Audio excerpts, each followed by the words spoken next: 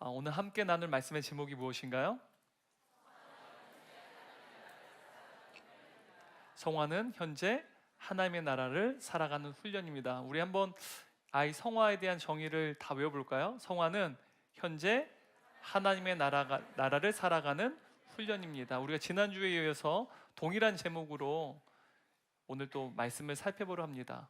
여러분, 하나님의 나라라는 이 단어, 혹은 하늘나라라는 단어, 동의어라고 이야기했죠. 그리고 나라라고 하는 단어는 무엇을 의미한다고요? 왕권, 통치, 다스림. 그래서 하나님의 나라를 살아간다는 이 말은 하나님의 통치, 하나님의 다스림을 받는다는 의미라는 사실을 지난주에 다 정리를 하고 아마 기억하셔야 생각합니다. 우리가 성도의 일생 시리즈를 살펴보고 있는데요, 구원받은 모든 자들은 그 구원이 우리에게 있지 않습니다. 창세전부터 우리를 예정하시고 택하셔서 우리를 부르셨다는 사실이죠. 그 부르심은 우리에게 있는 것이 아니라 하나님께 있다는 사실입니다. 그리고 부르심 받은 자들은 거듭남의 놀라운 역사를 경험합니다. 위로부터 성령을 통해 다시 태어나는 새로운 생명을 얻게 됩니다. 새로운 생명을 얻게 된 자들마다 이전과는 전혀 다른 삶을 살아갑니다. 새로운 존재가 되었기 때문이에요. 이전에는 옛사람일 때는 내가 인생의 주인이었는데, 이제는 새 생명 얻고 난 이후부터는 누가 우리 인생의 주인이십니까?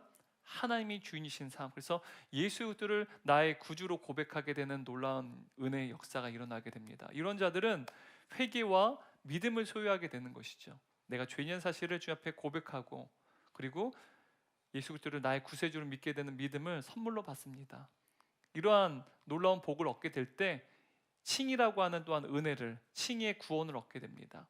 바로 예수 그리스도의 십자가의 공로로 말미암아 우리를 하나님께서 의롭다고 선언해 주시는 것이죠. 이로 인하여 우리가 죄 사함을 얻게 되고요, 하나님의 자녀가 되는 놀라운 자격을 얻게 되고 신분을 얻게 된다는 사실이에요. 우리에게 있는 것이 아니라 하나님께서 다 부르심부터 칭의까지 단번에 한순간 하나님께서 이루시는 100% 하나님의 역사입니다. 그리고 이제 우리는요, 이러한 자들은 이제 성화를 이루어가는 삶을 살아갑니다. 그런데 성화는요, 단번에 일어나지 않습니다. 부르심부터 칭의의 역사는요, 단번에 한순간에 일어나지만 이 성화라고 하는 것은요, 일평생 동안 펼쳐지는 신앙의 여정이라는 사실입니다. 여러분, 칭의는 다시 한번 반복해서 말씀드리지만 거듭난 자들에게 자격을 부여하시는 법적인 선언이에요. 근데 성화는요, 이제 거듭난 자들의 삶의 방식입니다. 우리가 라이프 스타일이라는 말, 삶의 방식이라는 말 우리가 종종 사용하는데, 이제 거듭난 자들은요, 세상 사람과 다른 삶의 방식이 있다는 사실이에요. 이것이 곧 성화를 이루어가는 삶이라는 사실입니다. 그런데 여러분, 이 성화는요, 하나님의 뜻입니다. 사도 바울은 데살로니가전서 4장 3절에서 이렇게 말합니다. 하나님의 뜻은 이것이니 너의 거룩함이라. 여러분, 여기서 거룩이라는 이 단어가 한편으로는 성별, 죄로부터 분리되는 것을 의미하는데요, 이것이 곧 성화라는 의미입니다. 성화, 우리가 죽을 때까지 죄에서 분리되어 예수님을 닮아가는 것, 이것이 거룩이요 성화요 또한 하나님의 우리를 향한 뜻이라는 것이죠. 하나님께서 우리에게 원하시는, 바라시는 비전이 있어요. 그것은 우리가 그리스도 안에서 죄에서 분리되어 점진적으로 성화를 이루어가는 것, 예수님의 장성한 분량이 이르기까지 우리의 삶이 닮아가는 것, 이것이 하나님의 우리를 향한 비전이라는 사실입니다. 주님은 나의 최고봉이라는 책을 쓴 오스왈드 챔버스라는 목사님이 계세요. 이분이 이런 말씀하십니다. 칭의는 반드시 성결로 나타나야 한다. 성화로 나타나야 된다. 자신에게 물어보라. 하나님께서 나를 성결케 하셨다는 사실이 나의 삶에서, 언어에서, 일터에서 증거되는가? 거듭난 자들, 구원받은 자들은 칭의의 은혜를 입은 자들입니다. 그리고 칭의의 은혜를 입은 자들은 반드시 성결함으로, 성화로 그의 삶 속에서 증명된다는 사실입니다. 이것은 성경에서 한결같이 우리에게 이야기하는 말씀이에요. 좀 쉽게 말하면, 여러분, 콩 심은 데 무엇이 납니까? 팥 심은 데 무엇이 나죠? 팥. 그렇다면 깜짝 놀랐습니다. 네. 여러분, 예수를 심으면 무엇이 나야 돼요? 예수의 열매가 나야 된다는 사실이에요. 구원받은 자들은요, 이제 거듭났다는 말은 성령님을 통해 새롭게 태어났는데 이제는 죄의 씨앗이 아니라요, 예수의 씨앗이 심겨진 거예요. 그래서 이제는 육체 열매, 죄의 열매를 맺는 게 아니라 예수의 열매, 거듭남을 통해서 예수님의 씨앗이 심겨졌기 때문에 우리는 예수님의 열매, 성령의 열매를 맺는다는 사실입니다. 이게 성령의 법칙이요, 구원받은 자들에게 나타나야 될 자연스러운 성령의 질서라는 사실입니다. 이처럼 성화는요, 이러한 방식으로 설명해 보면 이렇게 정의 내릴 수 있습니다. 성화는 이제 거룩한 하나님의 자녀가 되었기에 이제 하나님의 자녀답게 살아가는 것. 바로 거듭남을 통해 우리가 하나님의 자녀가 되었잖아요. 거룩한 하나님의 자녀, 칭의를 통해서 거룩하다라고 선언하셨어요. 그렇다면 이제는 하나님의 자녀답게 살아가는 것, 그것이 성화라는 사실이죠. 이것이 우리의 라이프 스타일, 삶의 방식이라는 것입니다. 여러분, 마틴 루터가, 종교개혁가인 마틴 루터가요, 성경에 펼쳐진 위대하고 아름다운 사랑에 대해서 이렇게 이야기를 했습니다. 우리가 구약 성경을 보고 신약 성경 볼 때 하나님께서는 이스라엘 백성, 하나님 백성들 향해서 끊임없이 나의 신부라고 말씀하세요. 그리고 신약 성경에서 예수님께서도 우리의 신랑 되신다는 사실을 말씀하세요. 그래서 한 나라의 왕이 있었습니다. 그런데 이 왕이요, 몸을 팔아서 먹고 사는 한 여인을 사랑하게 되었어요. 비천한 여인이죠. 이 여인을 너무도 사랑하게 돼서요, 이 왕은 이 여인을 자신의 아내로 삼았습니다. 구애를 하고 그리고 구원을 하여서 마침내는 결혼을 하게 되었어요. 그리고 결혼식 당일날 왕은요, 이 여인에게 이렇게 고백했습니다. 내 전부를 당신께 드립니다. 내가 가진 모든 것들이 바로 당신의 것입니다. 왕은요, 이 몸을 팔고 살아갔던 이 여인과 결혼을 함을 통해서요, 사실은 그녀가 일평생 자신의 몸으로 각인된 많은 상흔과 수치심이 있습니다. 그 수치심뿐만 아니라 또 그녀가 가졌던 많은 빚이 있었어요. 근데 이 왕은 그녀의 수치심과 그리고 그녀가 갖고 있던 모든 빚의 문제에 이르기까지 결혼을 통해서, 바로 이 왕이 그녀를 사랑한 이 일 때문에 사실 거둘 필요가 없는데 그녀의 수치심과 빚까지도 다 떠안게 됐던 사실입니다.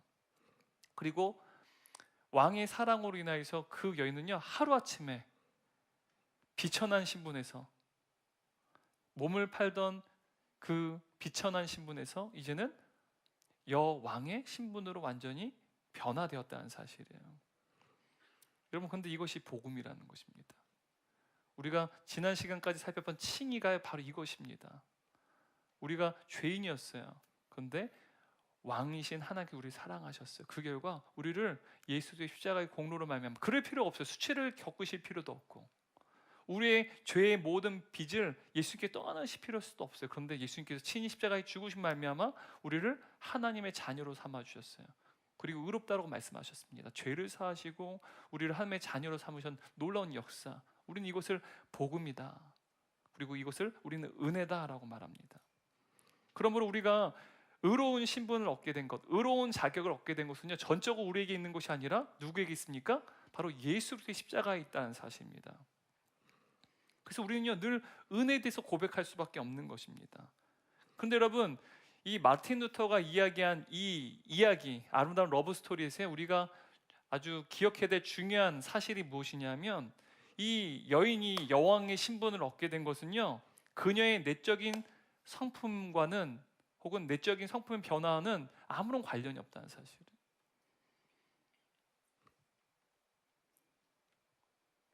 다시 말하면 이 여인이 여왕답게 행동해야만 비로소 여왕이 되는 것이 아니라는 사실입니다. 이 여인이 어떻게 여왕이 됐습니까? 여왕의 신분의 이 자격을 얻게 된 것이 무엇입니까? 이 왕의 사랑 때문이에요. 마찬가지로 여러분, 우리의 신분도 이와 같다는 사실입니다. 여러분, 우리도요, 예수 그리스도의 그 십자가의 공로 때문에요, 우리에게 있는 것이 아니라 예수님 때문에, 바로 왕이신 하나님의 그 사랑 때문에 우리가 죄로부터 이제는 하나님의 자녀, 거룩한 하나님의 자녀, 의롭다라 여김을 받는 하나님의 자녀가 되었다는 사실이죠. 그리고 여러분, 이 왕의 사랑으로 인해서 여왕이라는 신분을 얻은 그 여인은요, 왕과 함께 왕실에서 살아갈 때 이제는 왕실의 법도에 따라 여왕으로 사는 것을 배우게 돼요. 이전에 자신이 비천한 삶을 살았던 모든 그러한 옛습관들이 있었을 거예요. 근데 그 옛습관들을 이제는 왕실에선 허용이 되지 않습니다. 우리가 뭐 사극을 보게 되면 여러분, 사대부 규수인데 이 사대부 규수들이요, 왕실에서 이제는 왕과 혼인을 하게 되면 설사 너무나도 잘 살던 사대부여도요, 왕실의 법도를 따르게끔 되어 있습니다. 왕실과 사대부에서는요, 식사예절도 달라요. 그리고 뭐 언어 예절도 전혀 다릅니다. 뿐만 아니라 걸음걸이까지도 달라요. 그래서 사극을 보면 막 걸음걸이까지도 연습하고 하는 것들을, 훈련하는 것들을 아마 보신 적 있지 않을까라는 생각이 들어요.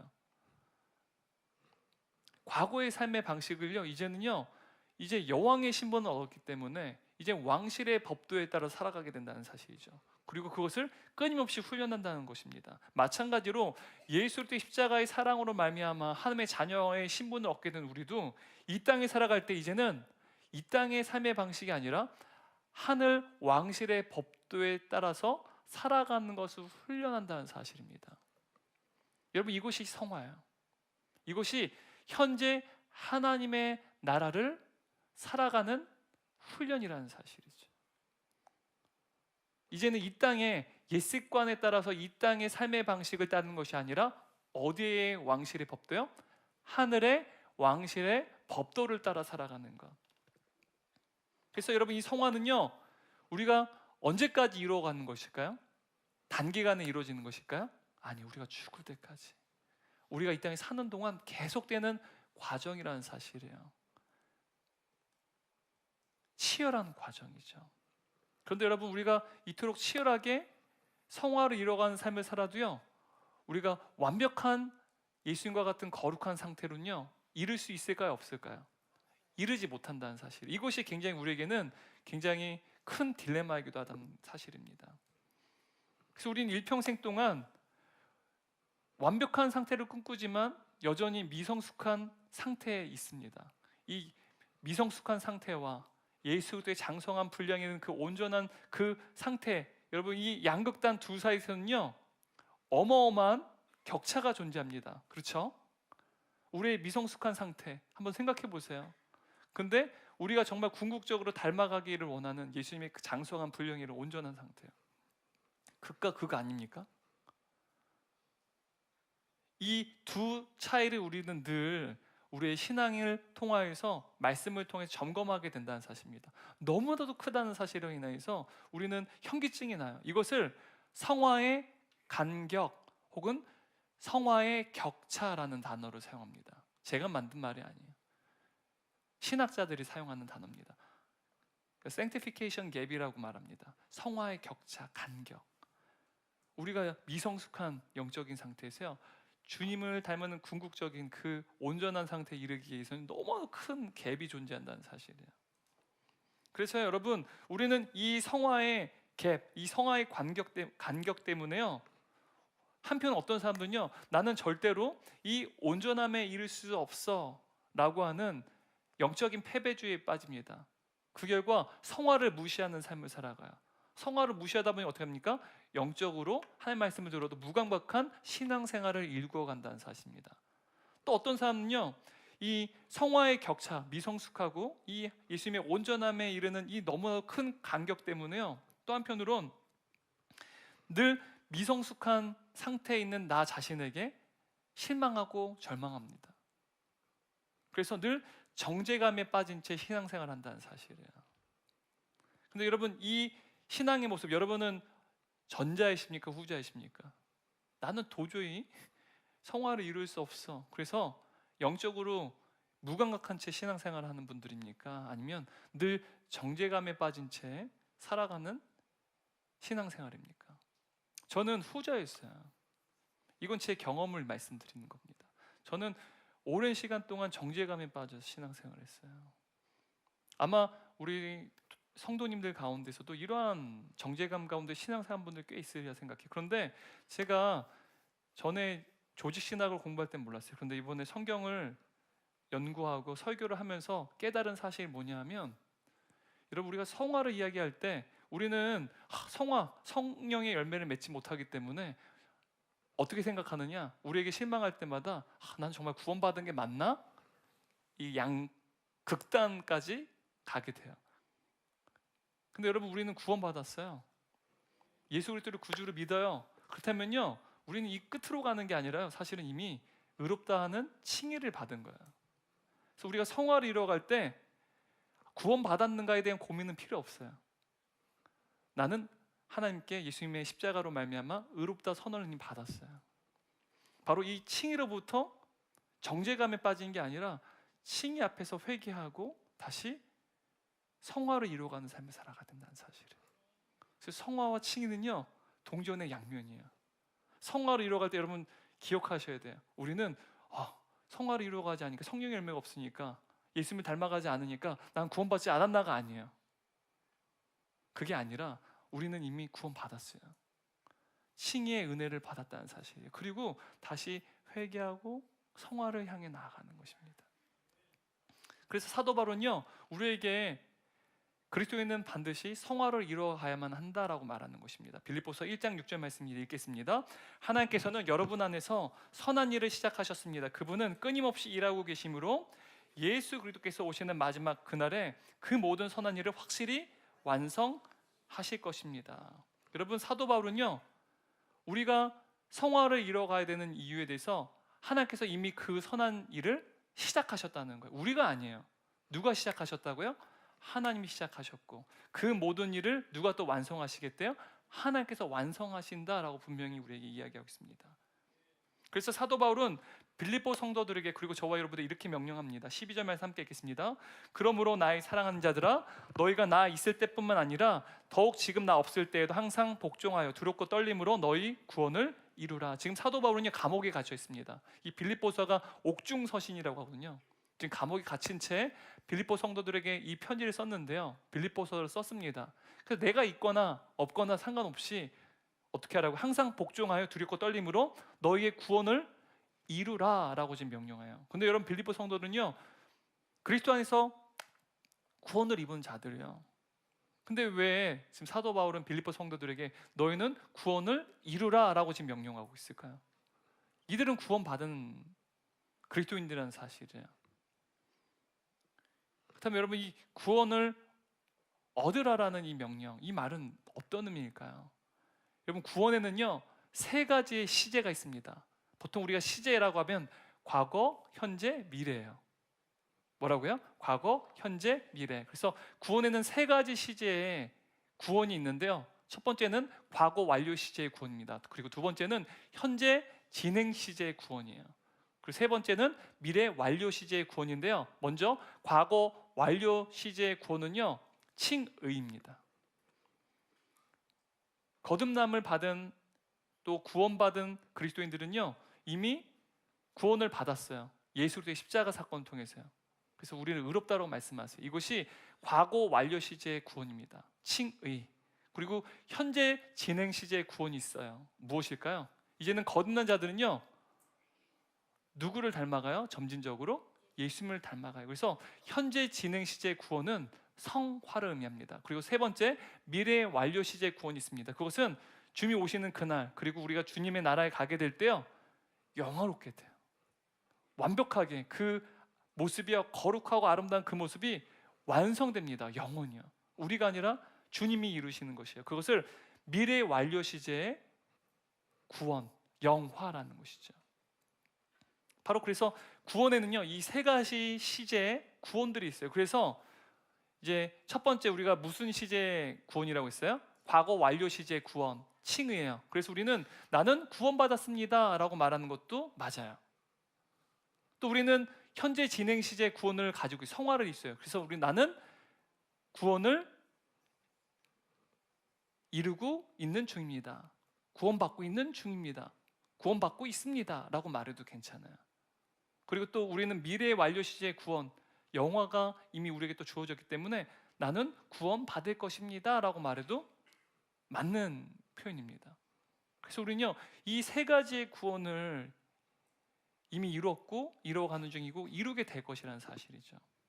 그래서 칭의, 성화, 영화 모두 구원이라고 정리할 수 있을 것 같아요. 그런데 여러분, 특히 이 과거 완료 시제의 구원, 칭의는요 100% 하나님께서 행하신 일입니다. 물론 영화도 누가 이루실 일이에요? 하나님께서 이루실 일이에요. 그래서 부르심부터 우리가 칭의까지 살펴봤잖아요. 부르심, 그리고 거듭남, 그리고 회심, 그리고 칭의, 이것은요 우리가 관여할 수 있는 부분이 아무것도 없어요. 다 모두 100% 누가 하신 일이에요? 하나님이에요. 근데 성화는요, 분명 지금 빌립보서에서 성화를, 그 구원을 이룬다 할 때 이 구원을 이루라는 말은요, 지금 현재 진행 시제의 구원, 성화를 이루라라고 지금 사도 바울이 빌립보 성도를 명령하고 있는 것입니다. 저와 여러분에게도 성화를 이루라라고 지금 말하는 거예요. 그런데 이 성화는요 먼저 누가 이루시는 거예요? 네? 하나님이요. 선하신 일을 행하신 이, 시작하신 이가 하나님이라 말했잖아요. 근데 분명한 것은 하나의 몫이에요. 그런데 또 그 성화에는요 또 누구의 몫이 있을까요? 네? 나의 몫이 있다는 거예요. 우리의 몫이 있다는 사실이에요. 그게 달라요. 그리고 부르심부터 칭의는요 한순간에 단번에 일어나는 사건이지만, 성화는요 단번에 일어나는 게 아니라 우리가 죽을 때까지 계속 진행되는 과정이라는 사실이에요. 그런데 여러분, 우리가 오해하면 안 되는 게 무엇이냐면, 여러분, 성화는요 하나님의 몫과 우리의 몫이 있다고 말씀드렸잖아요. 그러니까 50대 50 똔똔 이게 아니에요. 착각하면 안 됩니다. 성화는요 하나님의 몫이에요. 잘 들으세요. 하나님의 몫이에요. 근데 우리의 몫이 있어요. 50대 50이 아닙니다. 하나님의 몫이신데요, 그 하나님의 몫을 하나님께서 반드시 이루실 거예요. 성화를 이루실 거예요. 그런데 우리가요 우리의 능력이 아니라 하나님의 능력이 필요로 해요. 그 하나님의 능력에 힘입어서 우리의 몫들을 감당해 나가는 거예요. 그래서 제가 50대 50이라고 하지 않는 거예요. 분명히 우리의 몫이 있어요. 근데 우리의 힘과 우리의 결단과 우리의 의지와 우리의 열심이 아니라요, 성령님의 능력에 힘입어서 우리가 순종해 나가는 것, 그게 곧 성화라는 거예요. 우리의 몫이 없는 게 아니야. 한데 주의 능력을 통하여 하나님께서는 우리가 성화를 이루어가도록 일하신다는 사실이에요. 우리를 동참케 하신다는 사실입니다. 근데 여러분, 우리가 한편으로 또 살펴볼 게 무엇이냐면, 지나치게 우리가 구원받았다, 우리는 의롭게 선언받았다라는 칭의 교리에 지나치게 성화를 떼어버린 채 칭의 교리에만, 이 한쪽에만 계속해서 머물러서 신앙생활하면요 우리가 왜곡된 신앙을 소유할 수 있게 됩니다. 예수 믿으면 구원받는다. 여러분, 틀린 말이야? 맞는 말이야? 맞는 말이에요. 하지만 예수 믿으면 구원받는다, 구원받은 사람은 이미 칭의의 은혜를 받았고 성화를 이루어간다라고 말해서 맞는 거예요. 또 거기서 한 건 더 넣으면 마침내는 영화의 구원도 이루게 될 것이다. 여기까지 이야기 되는 거예요. 근데 예수 믿으면 구원받는다라고 하게 되면요 성화를 딱 제거해버리고 무엇만 있을까요? 칭의만 남는 것입니다. 그러다 보면 여러분, 우리의 신앙생활이요 굉장히 왜곡된 신앙을 가지게 됩니다. 성령의 열매가 없이 예수님을 닮아가는 신앙생활이 아니라 이 세상 사람들과 어찌 보면 유사하게 살아가는 방탕한 신앙생활을 할 수 있다는 사실입니다. 그래서 이 고신대학교의 조직신학 교수였던 이 박영돈 교수님 계십니다. 이분이 방탕한 신앙생활하는, 왜곡된 칭의 교류에 의해서 방탕한 신앙생활하는 그리스도인들에게 이렇게 이야기합니다. 제가 읽어드리겠습니다. 삶의 거룩함의 열매가 없어도 믿기만 하면 구원받는다는 것은 심각한 복음의 변질이다. 종교개혁자 칼빈이 가장 염려했던 것이 바로 칭의론이 이런 식으로 오해되는 것이었다. 칼빈은 칭의 교리가 남용될 수 있는 위험을 막기 위해 세심한 노력을 기울였다. 기독교 강요에서 그는 칭의에 앞서 그리스도와의 연합, 회심과 성화를 먼저 다룸으로써 성화의 중요성을 간과한다는 로마 카톨릭의 비난을 원천 봉쇄했다.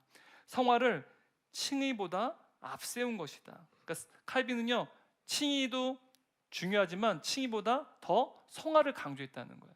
무게중심을 뒀다는 것입니다. 칼빈은 칭의를 그리스도와의 연합의 바탕 위에 다루었다. 칭의와 성의는 그리스도의 연합으로부터 흘러나온 두 가지 혜택이다. 신자는 믿음으로 그리스도와 연합하여 새 사람이 되고 끊임없이 옛자를 부인하고 십자가에 못 박는 삶을 통해 거룩함을 이어나간다. 그러므로 그리스도와 연합하게 하는 믿음은 회개와 성화의 동반 없이 칭의의 효력만 있는 것이 아니다. 믿음은 행함 없이 존재하지 않는다. 결국 신앙생활이라는 것은요, 칭의만 존재하는 것이 아니라 칭의와 성화의 은혜가 공존한다라는 거예요. 굉장히 장황하지만 결론은 딱 단순합니다. 그러므로 오늘날 현대 그리스도인들이 잃어버린 구원이 뭘까요? 과거 완료 시제의 구원, 칭의, 그리고 현재 진행 시제의 구원, 성화, 어느 것을 잃어버렸을까요? 현재 진행 시제의 구원인 성화를 잃어버렸다는 사실이에요.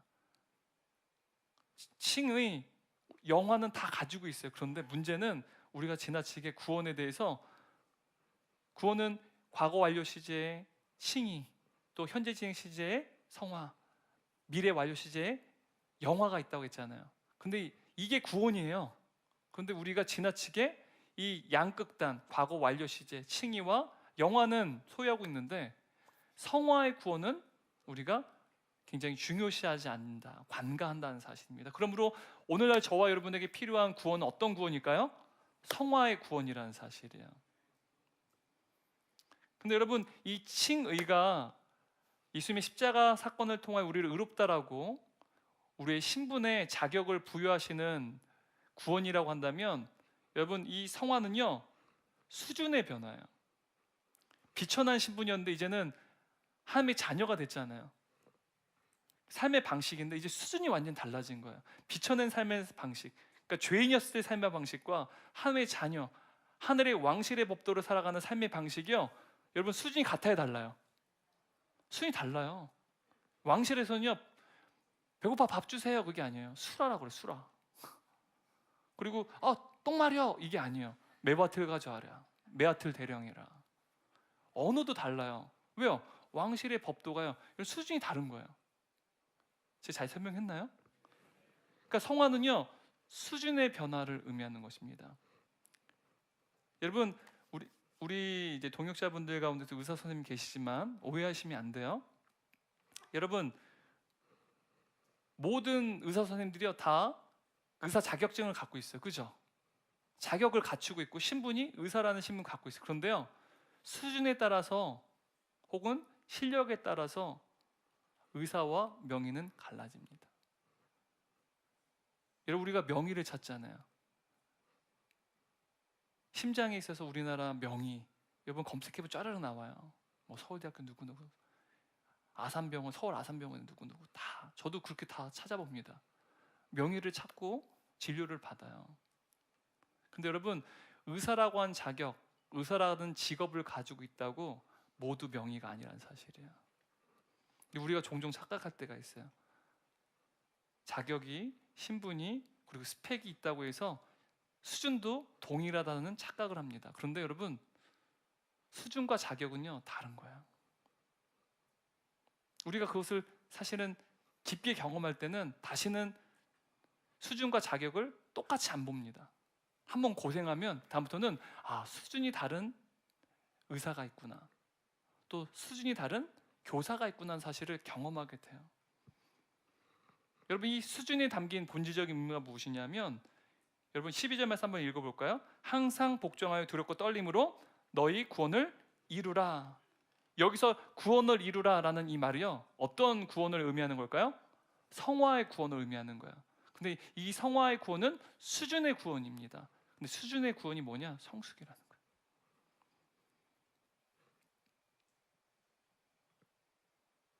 여러분, 하나님께서 우리를 구원하셔서 하나님의 자녀로 삼으시는 그 의롭다 하시는 칭의 구원을 통해서 신분의 구원을 우리에게 베푸셨을 뿐만 아니라 하나님의 자녀인 신분을 지닌 우리가 이 땅에서도 그 신분에 걸맞는 수준의 구원을 이루어가기를 원하신다는 사실이에요.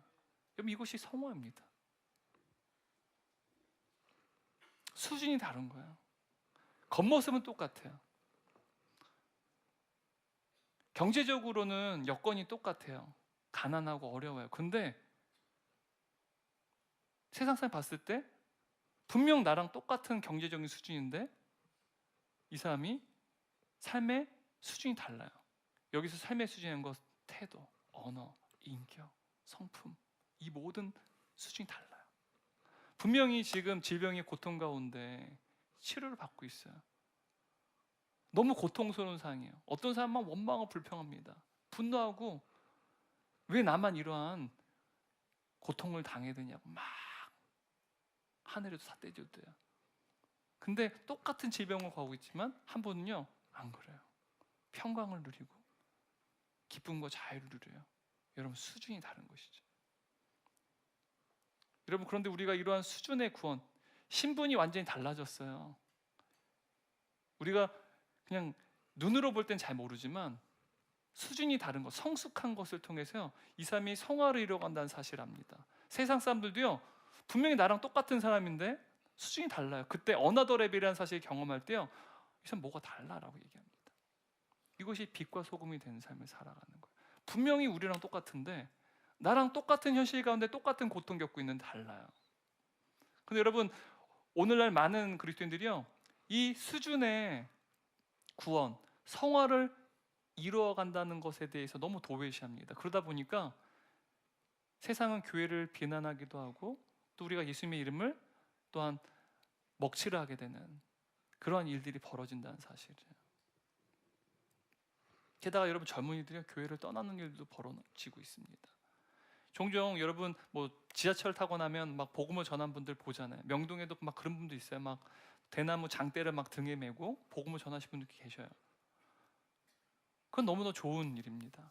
근데 제가 SNS 영상을 보다 보니까 어떤 복음을 전한 분이요 옷도 예수님 의상을 입고 있어요. 길거리에서 등에다가는 예수님의 십자가까지 지고 있어요. 근데 지나가는 행인이랑요 뭐가 이제 뭔가 갈등이 일어났는지 발로 차고 막 싸워요. 여러분 한번 찾아보세요. SNS에 유튜브에 아마 있으면 찾을 거예요. 십자가면 사람 행인 때리는 예수 한번 쳐보세요. 십자가 메고 막 발길질하고 막 서로 싸우는 게, 여러분 이분은요 칭의의 구원은 분명히 있을 거예요. 그런데 성화의 구원은 없는 거예요. 수준이 어때요?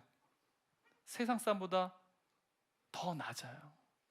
여러분, 칭의의 구원을 받았어도요 수준이 세상 사람보다 더 낮을 수도 있다는 사실이에요. 이게 비극 아닙니까? 칭의의 구원을 받았다면 이제는요 수준이 달라야 돼요. 수준의 구원을 우리가 이루며 살아가야 된다는 사실입니다. 그래서 사도 바울은요 우리가 수준의 구원, 성화를 이루어가기 위해선 치열한 영적 전투가 요구된다는 사실을 이야기합니다. 에베소 6장 11절 12절 말씀 읽겠습니다. 마귀의 괴계를 능히 대적하기 위해 하나님의 전신 갑주를 입으라. 우리의 씨름은 혈과 육에 대한 것이 아니요 정사와 권세와 이 어둠의 세상 주관자들과 하늘에는 악의 영들에게 대함이라. 여러분, 사도 바울 우리에게 영적으로 전신갑주, 하나님의 전신갑주를 입으라 말합니다. 다시 말하면 우리가 성화를 이루어가기 위해서는 수준의 구원을 이루어가기 위해서는 치열한 영적 전투가 요구된다는 사실이에요. 여러분, 이것을 잊어버리시면 안 돼요. 사탄은요 우리가 구원받은 것은요 하나님 100% 행하신 일이기 때문에 어떻게 할 수가 없어요. 제가 사탄이면요 이거는 건드리지 못해요. 두 가지를 저는 공략할 겁니다. 제가 사탄이면 하나님과 관계를 약해질 거예요. 또 하나는 성화, 수준의 구원을 이루는 치열한 영적 전투를 잊고 살게끔 할 겁니다. 그러면 복음, 함의 나라는 확장되지 않아요. 제가 사탄이면 여러분 그렇게 공략할 겁니다. 지금 그 사탄의 시험에서요 아마 많이 그 영적 전투에서 패배한 분도 계실지도 모르겠어요.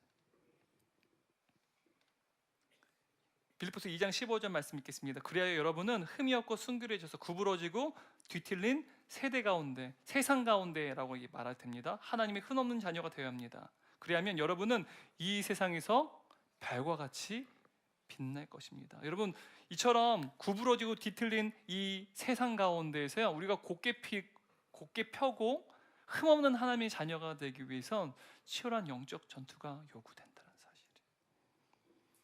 근데 여러분, 성화는요, 언제까지 하는 거예요? 그냥 한순간에 단번에 일어나는 거예요? 아니죠. 죽을 때까지 계속 이루어져야 되는 영적 전투라는 사실이에요. 근데 여러분, 전쟁이 장기화되잖아요.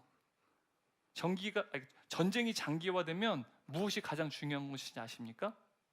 네? 네? 보급. 그렇죠. 자원이 중요해요. 보급이 중요합니다. 보급. 병력도 보급돼야 되고요. 식량도 보급돼야 되고요. 또 무기도 보급돼야 돼요. 전쟁이 장기화되면요. 그러니까 자원이 필요하다는 거, 보급이 필요하다는 거예요. 또 이것을 바꿔서 말하면 동력이라고 말할 수 있어요. 계속해서 전쟁에서 싸워 나갈 수 있는 힘이 공급받아줘야 된다는 사실입니다. 그러니까 영적 전투를 이루어가려면 계속 보급, 자원이 이루어져야 되고 이 동력이 필요하다는 거예요. 성화의 동력이 요구된다는 사실입니다. 근데 여러분, 우리가 성화를 이루어가기 위해서 우리에게 필요한 영적인 자원, 성화의 동력이 무엇일까요? 예수님께서 이렇게 말씀하시는데, 요한복음 14장 15절 16절 말씀 함께 읽습니다.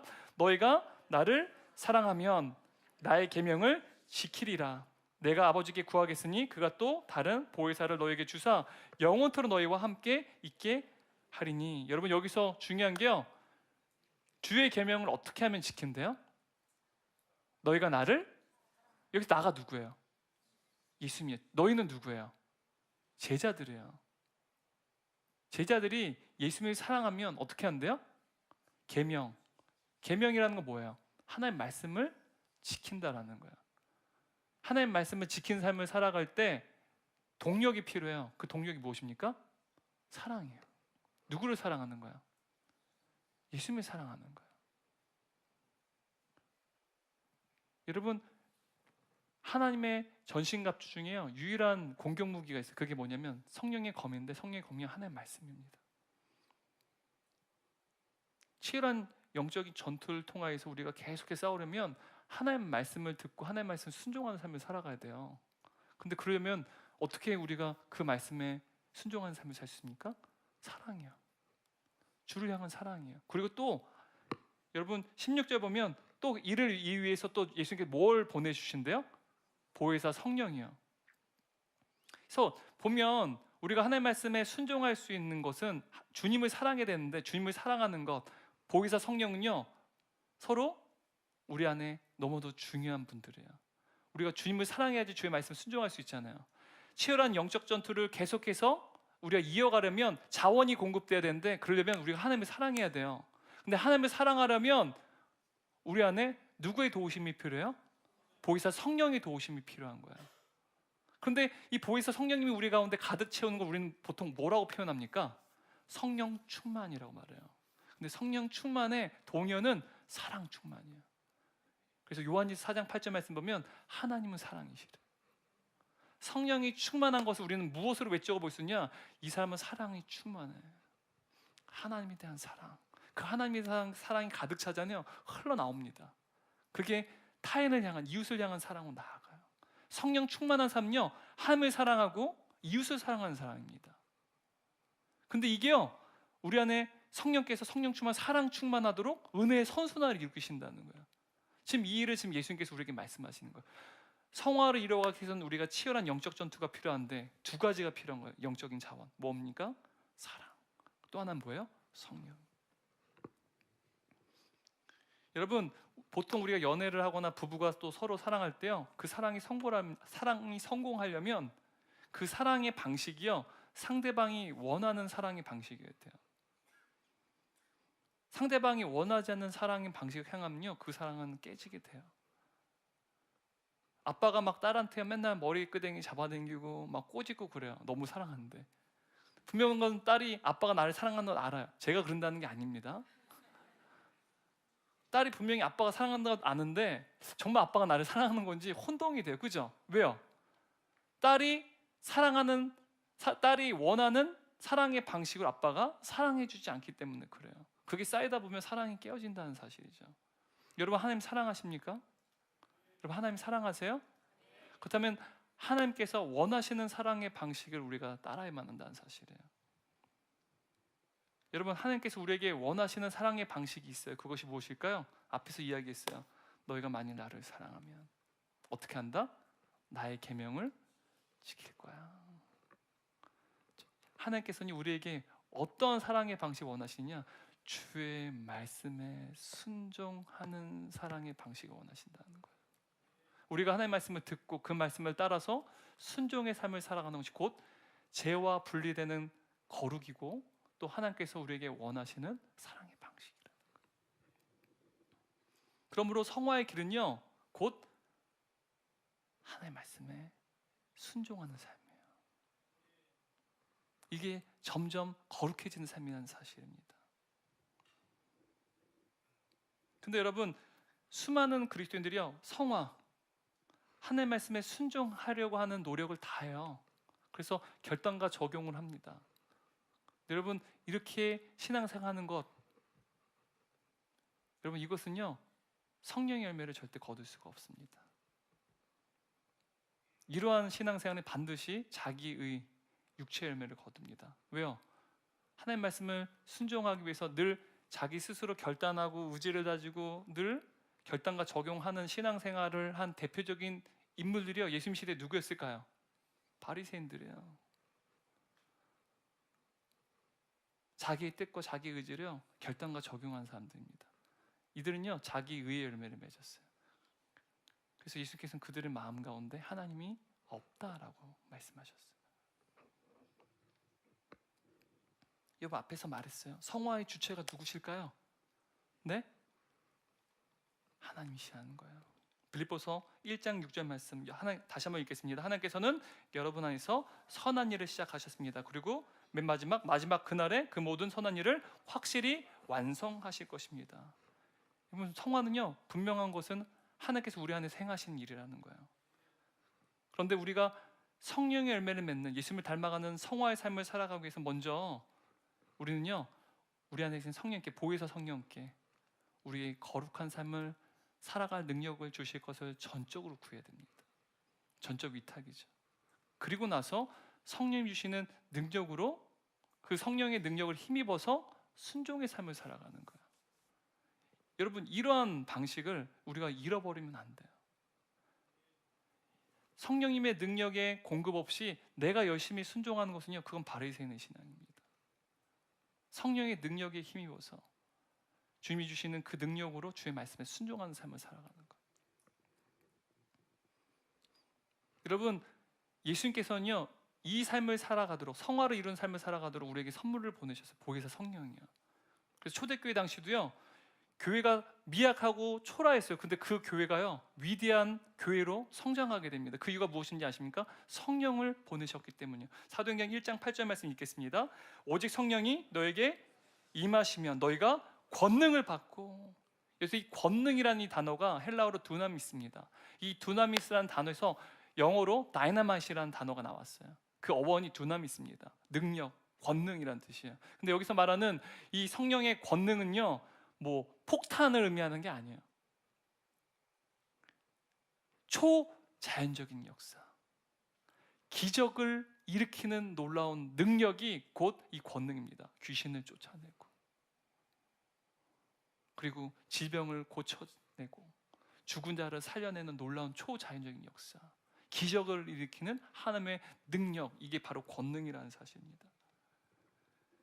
우리는요, 성화를 이루어갈 때 이 성령의 권능을 힘입어서 하나님의 말씀에 순종하는 삶을 살아가야 된다는 사실이에요. 그래서 사도 바울은 우리에게 이렇게 명령합니다. 12절 말씀이요, 하반절 읽겠습니다. 항상 복종하여 두렵고 떨림으로 너희 구원을 이루라. 여러분, 여기서 두렵고 떨림이란 말이 뭘까요? 겸손과 경외감으로. 여러분, 겸손과 경외감은 이거예요. 주님, 나는 아무것도 아닙니다.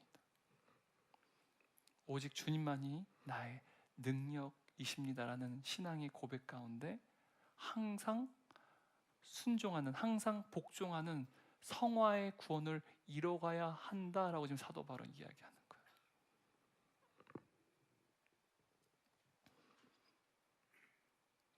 나는 아무것도 아닙니다. 오직 주님만이 나의 능력이 되십니다. 바로 그 성령의 능력으로 힘입어서 성화를 이뤄간 대표적인 인물이요, 요한복음 8장이 등장해요. 요한복음 8장을 보게 되면 예수님께서 가늠한 여인을 만나세요.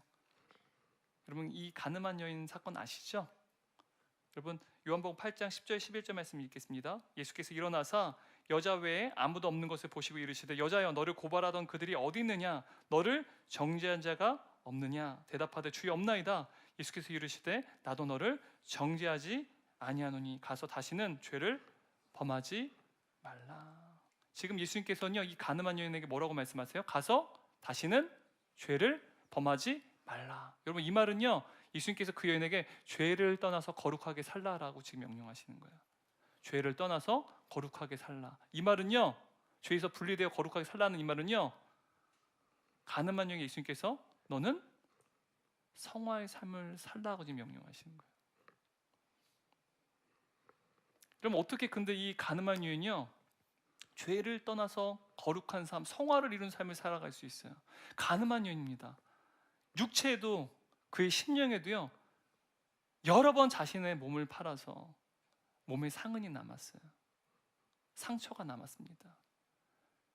어쩌면 자신의 육체를요, 씻어서 지울 수 없는 수치와 정죄감으로 얼룩진, 나는 절대로 거룩해질 수 없는 존재라고 여길지도 모르겠어요.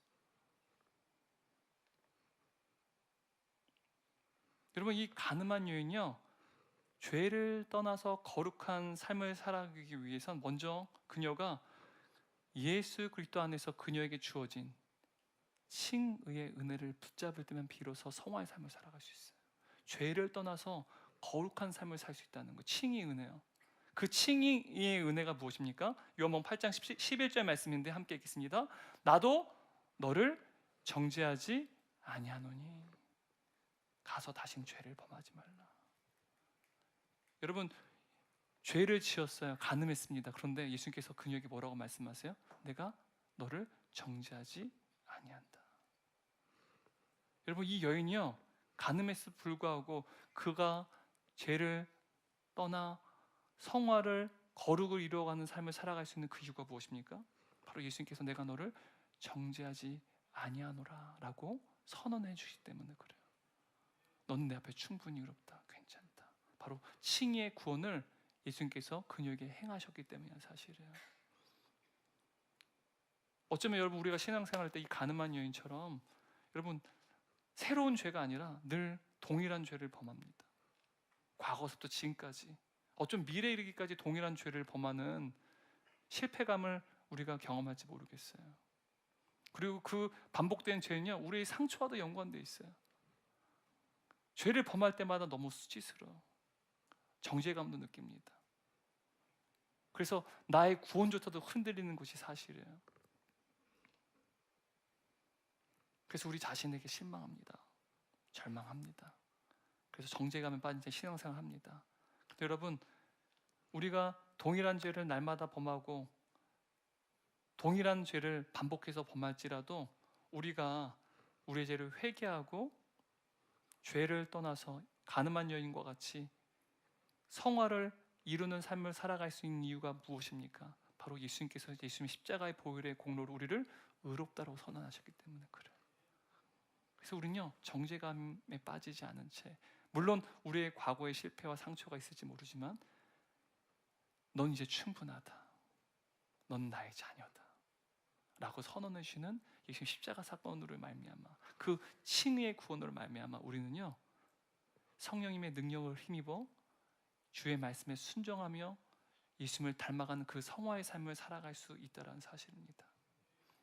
여러분, 예수 그리스도께서 우리를 위해 십자가에서 죽으셨어요. 그분의 십자가의 공로로 말미암아 우리를 의롭게 하시는 그분의 구원의 놀라운 역사를 통하여서요, 이제는 우리가 의로워졌고, 그래서 죄인이지만 죄를 사함을 받게 되었고요, 이제는 죄의 노예가 아니라 하나님의 자녀로 입양되는 놀라운 구원의 역사를 이루게 되었다는 사실입니다.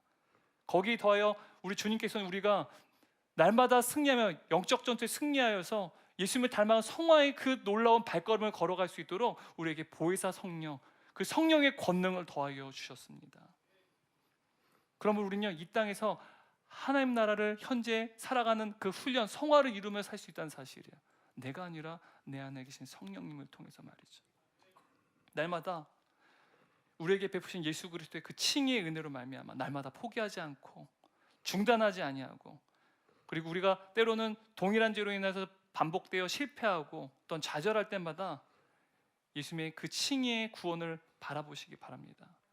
그리고 다시 일터에서, 가정에서, 우리의 삶의 모든 영역에서 예수님의 성품을 닮아가며 하나님의 다스림으로 말미암아 하나님 나라를 살아가는 저와 여러분 되시기를 주님의 이름으로 축원합니다.